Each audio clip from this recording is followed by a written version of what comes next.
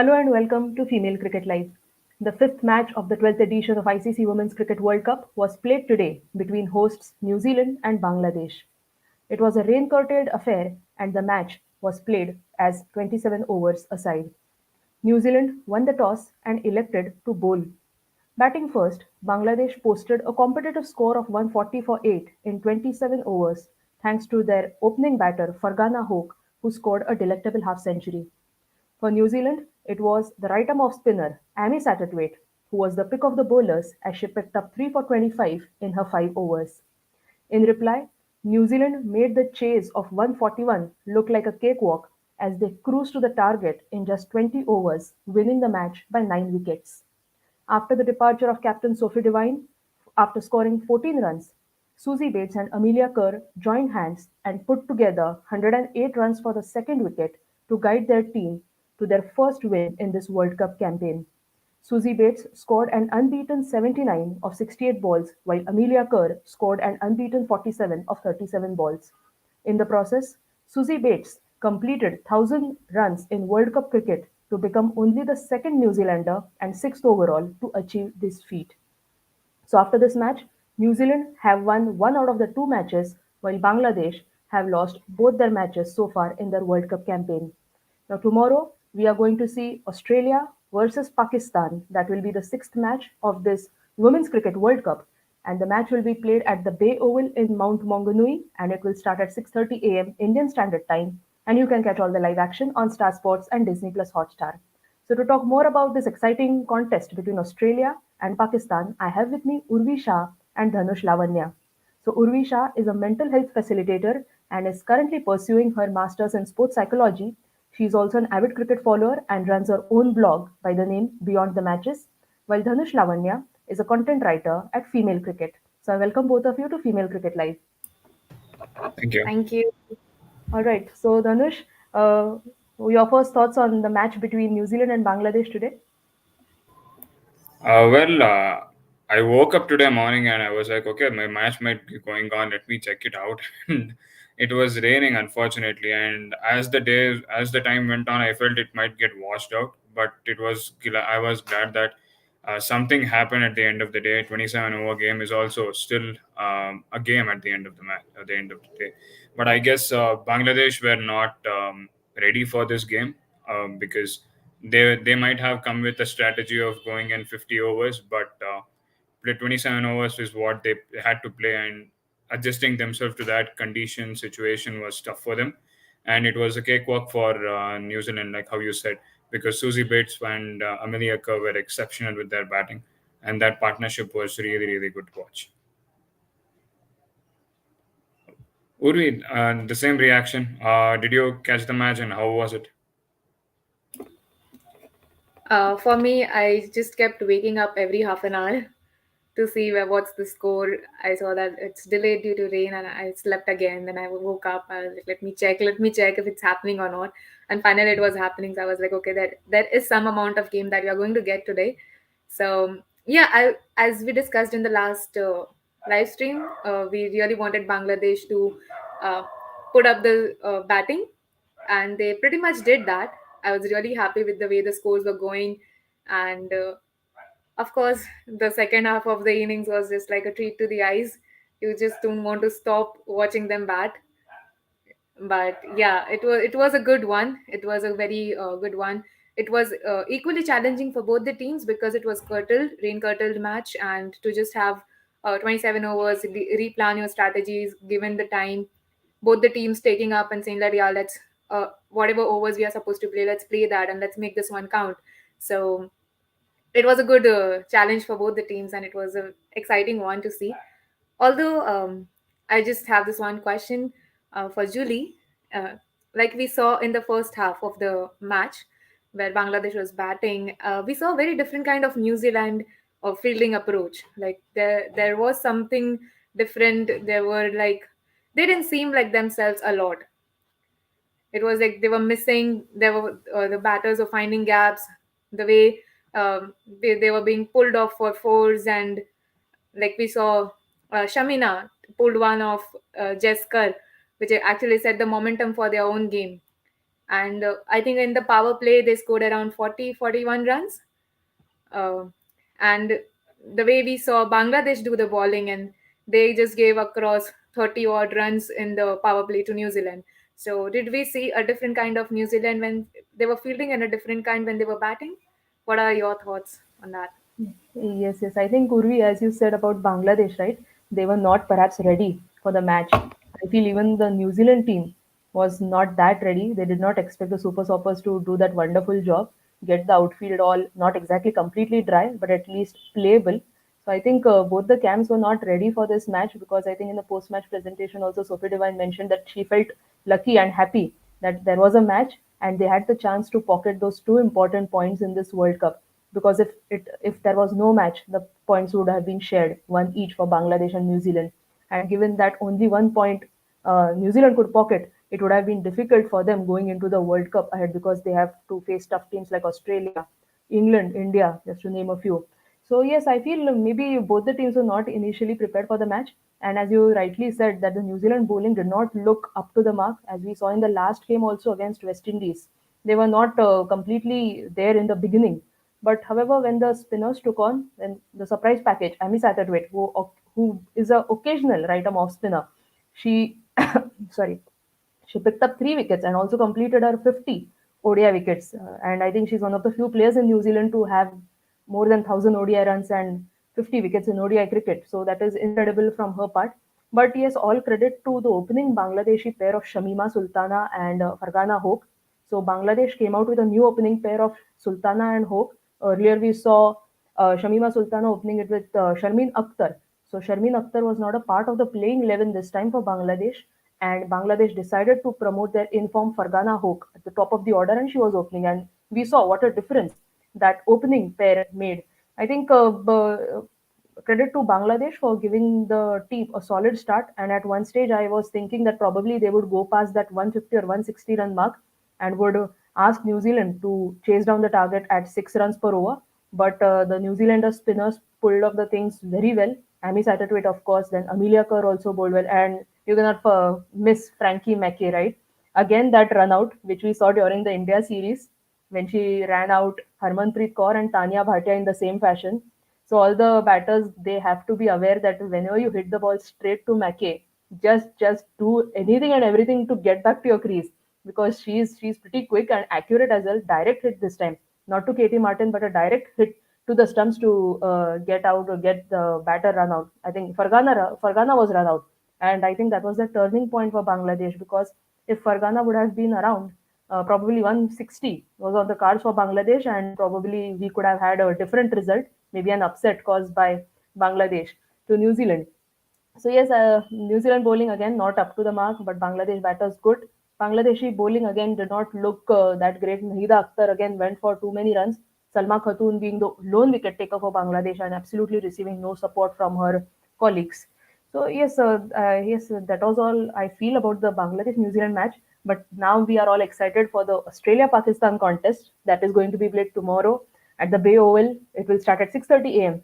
So Dhanush, if we look at the head-to-head records of these two teams, it is quite incredible that Australia have won all the 12 matches that they have played. And if we look at the T20I records, they have 10 T20Is that they have played against each other. Australia again managing to win all. So how do you think is going to be the contest tomorrow? Will we see some fight from Pakistan, or is it going to be Australia all the way? I hope so. There is going to be a fight tomorrow between Australia and Pakistan because I also took the records in the World Cup. Australia has like 71 match. They have won 71 matches and lost just 11 in their 14 in their 85 match World Cup streak, whereas Pakistan have just won 2 of their 24 matches in World Cup history. So on paper, Australia will win this match without any doubt, is what we all feel. But Pakistan bowling is something that I was really impressed in the match against India. As I said in the post-match discussion, that 25 overs they were in the match, but after Pooja Vastrikar and what Sneha Rana did, that was unexpected, and that is what happened. Unfortunately, at the end of the day, they couldn't restrict them, and that is where they gave up the match. But the bowling is something that I'm looking forward against really good Australian batting unit. those batters in Australia are just really, really seasoned professional, seasoned campaigners, and they have really good standards. They have a really good record in New Zealand at the end of the day. So I just like to see the batting of Australia against the Pakistani bowling, and I want the Pakistani bowling to step up and take wickets because they are playing in Mount Maunganui and the average score is like 250, 260 in the last couple of games that we saw. But this Australian batting unit has the capacity to score 300 in that wicket as well. Urvi, how do you see Pakistan's approach against Australia? Yeah, so I feel it would be a lot of thinking that Pakistan would have to do, because it was just the little things that they have to fix. It's not like a overall thing that they need to change in their approach. Because as we saw them against India, they were pretty much on their toes during the fielding. They were not letting the opening batters or the top order to score runs. The fielding was tight. The placement was really good.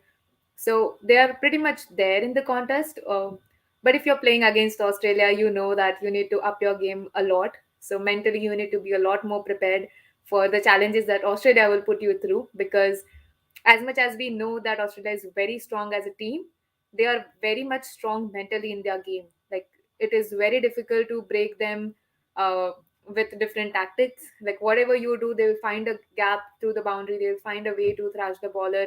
They'll do everything and anything possible in their hands to put pressure on the opponent. So I think the biggest challenge for Pakistan here would be to not get under the pressure of that and really play their game. Like, just be open, just go out there and play their best, and try and restrict them from scoring more runs, because if they are the ones chasing the runs, it would be very, very difficult to let them go beyond 250 and then put up their batters on the challenge to score those many runs in this ground. Yeah, so as we know that my question is to Dhanush here, that Australia is having a very good bowling unit, right? And their all rounders are very much on the top. So how do we see them uh, like really going out there and giving their best, considering that the batting unit of Pakistan is a little dicey one? So will they just go with the approach of the same that they had in their last game, or will they just somewhere change their approach and just loosen up their approach and be like, okay, let's just let them play a little? Because these are kind of mind games that most of the players do play, that they give them something and then they just keep striking one after the other to build the pressure of the wickets.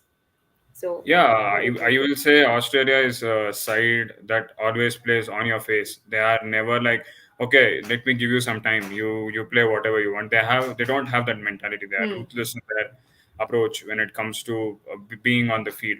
And last match against England, I didn't feel Australia played their best when it comes to bowling because Alana King, Yeah. she took 3 wickets for sure, but she conceded 59 runs, and that was a bit too much is what I feel. They can restrict the opposition batting anywhere between 35 to 45. If they that's a good bowling is what I always consider when it comes to ODIs. Anywhere between 35 to 45 runs. If you concede, Hmm. you have done your job for the day is what I feel. But the whole match between Australia and England was something that was high scoring at the end of the day. So the Yeah. bowlers didn't get that much of a help from the wicket in Hamilton, but Mount Maunganui is not like that. Spinners really have a good amount of help from the wicket. You saw Rajeshwari Gaikwad take a 4 for in that match against Pakistan, and Yeah. even the Pakistan spinners as well. Nashra Sandhu took 2 wickets, if I'm not wrong, in the match against India as well. So the spinners will have way more of help considered to Hamilton's wicket. And and as far as the approach is concerned, I will see that Pakistan's batting is the second weakest, maybe the weakest batting unit. Even Bangladesh is a better batting unit, is what I consider. So if the moment they get the ball, I just feel they will go and rattle them up. If Pakistan bats first, I feel that Australia will come into ball with a mindset of bowling them out for 150 within that score is what I feel. Hmm. Julie, how do you feel about the approach of the bowlers? Is there anything to add to my words? So, for with respect to Australia's bowling, I feel as you talked about that apart from Alana King, none of the other bowlers. I think Talia Megra, she picked Hmm. up 2 wickets, but Megan Shoot and well, I think she picked up 1 wicket.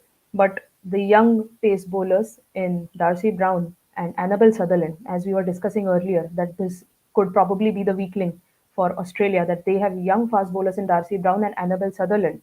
Talia McGrath, of course, being one, but she picked up 2 wickets the other day. So that could be an area that the Pakistani batters could explore and maybe take advantage that when Megan Shoot is done with her first spell and when somebody like Annabel Sutherland comes, probably she can the Pakistani batters can take her on. And also it was surprising to see Elise Perry just bowling 5 overs and not picking up any wicket. So I was a little surprised that Australia did not give her a full quota of 10 overs. Not quite sure whether she's completely bowling fit or is there something else with her. But Elise Perry, who's playing her like a fourth World Cup, so she has been an impact player for Australia, and it is important that she steps up her game with both bat and ball.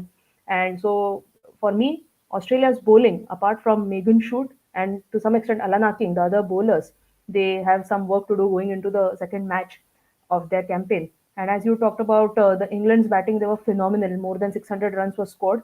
And when Australia posted 310, I thought it is pretty much going to be a one-sided affair. What we saw during the women's Ashes in the ODI leg, but Nat Silver fought really hard, unbeaten century to take them to 298 and just falling short of 12 runs. So it was incredible batting from Nat Silver. And of course, you cannot rule out the fact that Nat Silver is pretty good against the spinners. She can sweep the spinners all day long.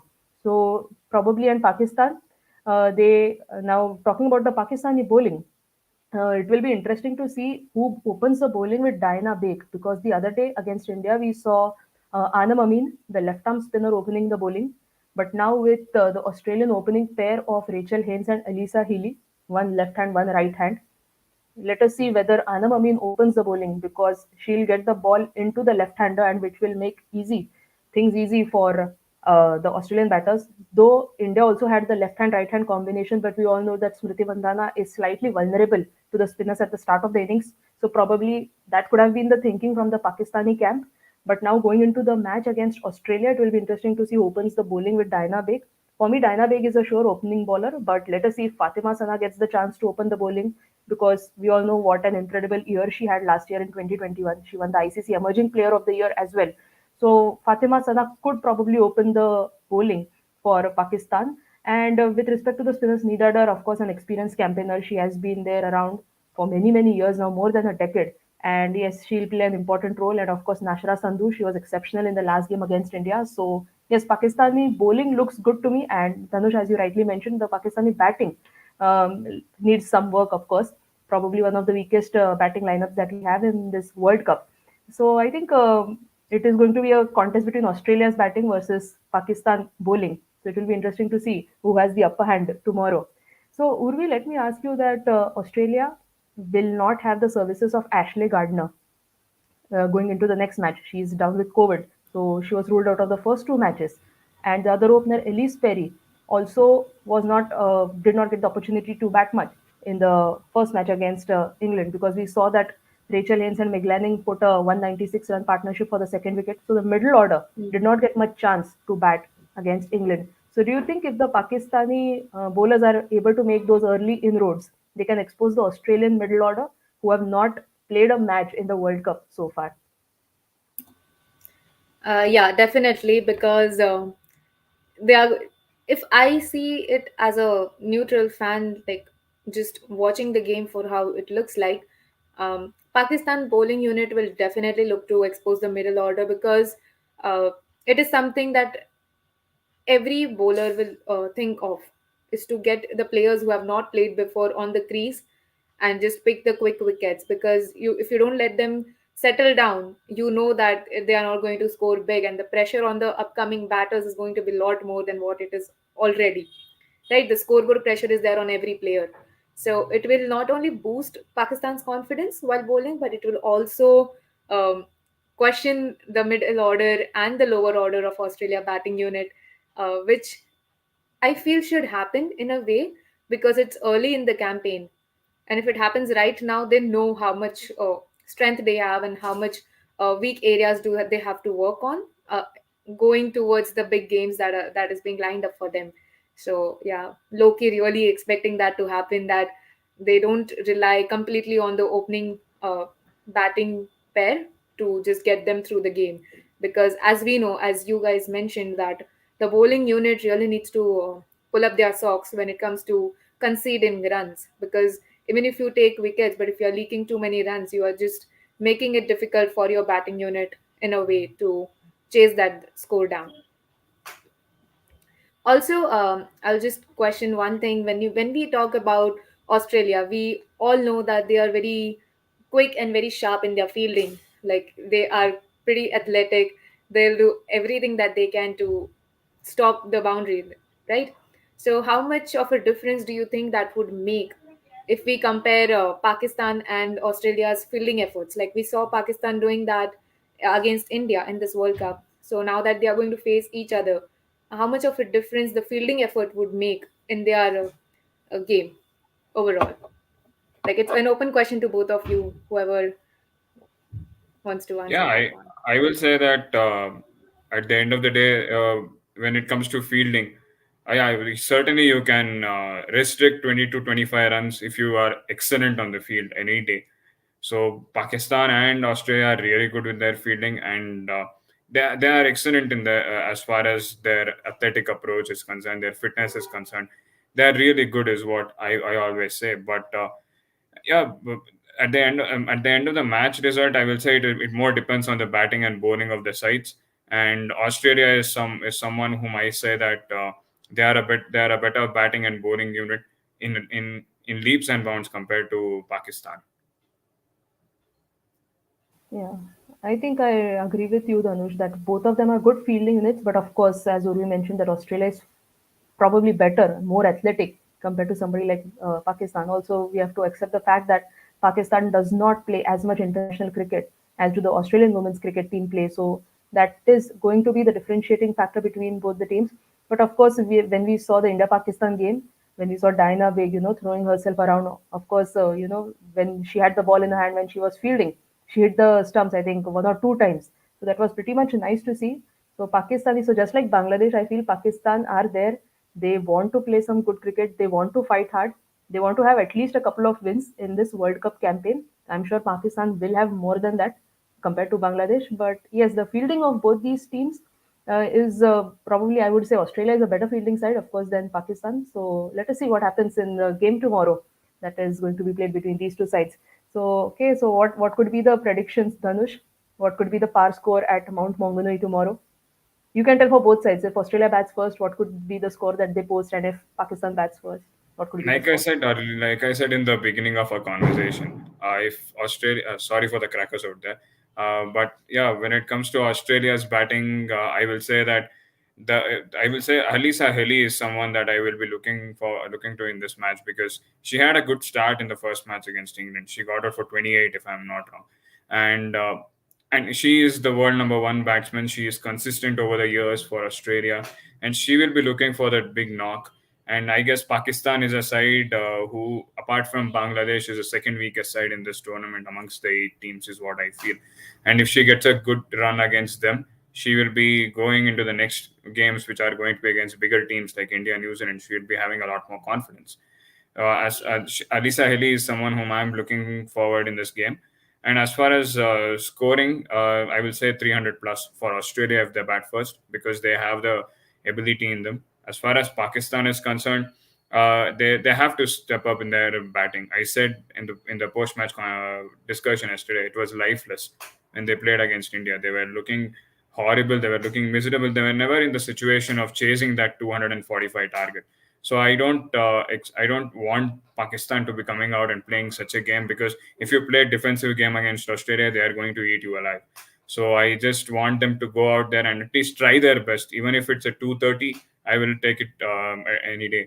But Australia's bowling is really good, is what I feel. Spinners, as I said, they are really excellent. So the pitch is going to help as well if we go by the records. So I really am towards Australia winning this game as far as predictions are concerned. Let us just hope that Pakistan come out and give their best. Urvi, how do you? What is your prediction and any player to look out for from your side? Yeah, I would pretty much go on the similar lines to the when it comes to prediction with you, Dhanush. That if Australia is going to bat first, we expect somewhere around 300, 315, and if Pakistan is going to bat first, then we really expect them to pull up their socks and just go somewhere around 200, 215 at least, and push themselves to give their best. One player I'll definitely look out for is Diana Begg, because I really, this is something I don't know how many of the people who are watching really observed was that she was really enjoying her game. Like, she was having fun while she was playing, despite the pressure that was there when Snehrana and Pooja was batting. She was the one who was enjoying her game. She was giving her best, and she kind of Yes, reminded me she's of the eldest Jemima. player in the team, if I'm not wrong. She's 34, 30, 33, 34. She's like the eldest in the side, and she had that Yeah. thing as well. Yeah, she kind of reminds me of Jemima, and I really miss her on field. Like, she's out there just playing her game, playing her shots, trying her best. So she from Pakistan, I would really look out for her, and from Australia, I would, as you mentioned, Elisa Healy, I would be looking out for her to see how she's doing, and yeah, pretty much on those lines. What about you, Julie? Where do you predict the scores to go? Yes, well, completely agree to both of you. Australia, if they bat first, they are going to plunder more than 300 runs, I feel, because Pakistani bowling attack, though looks good on paper, but the Australian batting is far, far, far better than any of the other sides in the World Cup that we have. And if Pakistan bats first, so probably 225, 230 could be the score that they may put forward. And the players that I'll be watching forward is from Pakistan. It will be their captain, Bisma Maroof. We all know that she's coming from a maternity break. But the other day against India, she was really looking good. She was middling the ball well, and that wonderful cut shot, back foot cut shot that she played off the spinner, it was a treat to the eyes. So I'm looking forward for her, and she will have to shoulder the responsibility of this Pakistani team, being the captain, of course. And from the Australian side, I really want Elise Perry to fire with both bat and ball because I've been a huge fan of Perry since the day I've been watching cricket. So I want her to fire, and I'm really feeling sad that she's not able to contribute that much, like to the best of her abilities that we have seen so far. Right. So yes. So let us see what happens going into the match tomorrow. Any closing thoughts from both of you? I'll just say Pakistan, they have to play their best. Like how Urvi said, if they at least try to be more, as much competitive as possible at the end of the day. Australia is a big fish, but still, if they give their 100%, you can even bring out an upset. We saw West Indies doing that for New Zealand, and that match is going to be like inspiration to a lot of teams, like Pakistan or Bangladesh, whom many like us or our fans out there are not rating that much. So I just say that Pakistan have to give their best and hope for the best also in the end. Yeah, from my end, it would be just like to see Pakistan really creating an upset tomorrow. I really low key want them to just change the course of the game because we know what Australia can do, but we really want to know what Pakistan can do when it comes to giving their best against the top side. So, yeah, I'm looking forward to that. And yeah, I hope they enjoy their games, both the teams, tomorrow. Wonderful. Great, great. So we had a great discussion. Thanks to you, Urvi and Dhanush, for talking about this exciting contest that is going to be played between Australia and Pakistan tomorrow at the Bay Oval in Mount Maunganui. The match will start at 6:30 a.m. Indian Standard Time, and all the viewers and fans, you can catch all the live action on Star Sports and Disney Plus Hotstar.